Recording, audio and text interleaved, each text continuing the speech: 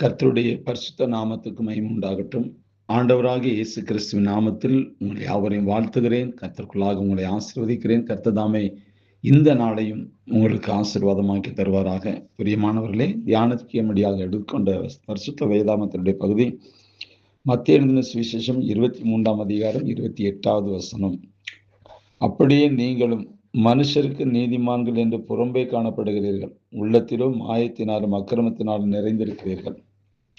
மனுஷருக்கு நீதிமான்கள் என்று புறம்பே காணப்படுகிறீர்கள். பிரியமானவர்களே, ஒரு உணவு விடுதி ஒன்றில் வேடிக்கைக்காக ஒரு படம் வைத்திருந்தார்கள். அந்த படம் ஒரு ஆடம்பரமான ராஜாவின் படம்.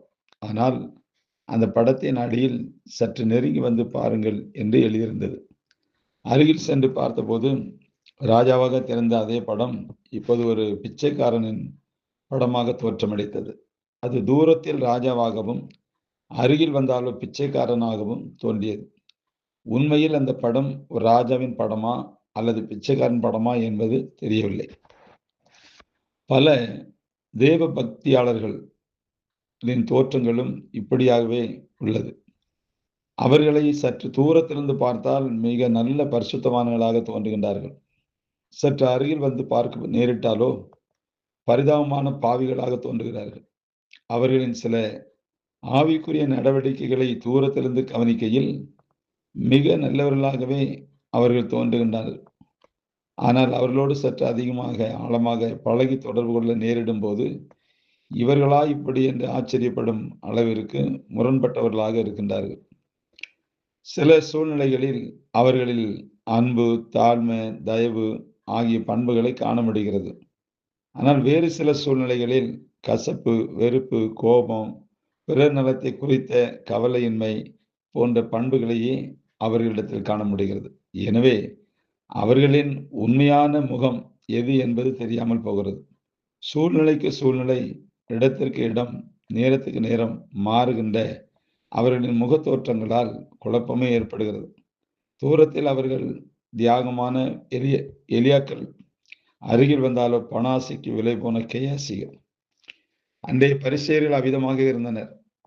பலவித ஆவிக்குரிய செயல்கள் அவர்களுக்குள் பக்திமான்கள் என்ற பெயரை பெற்று தந்தது.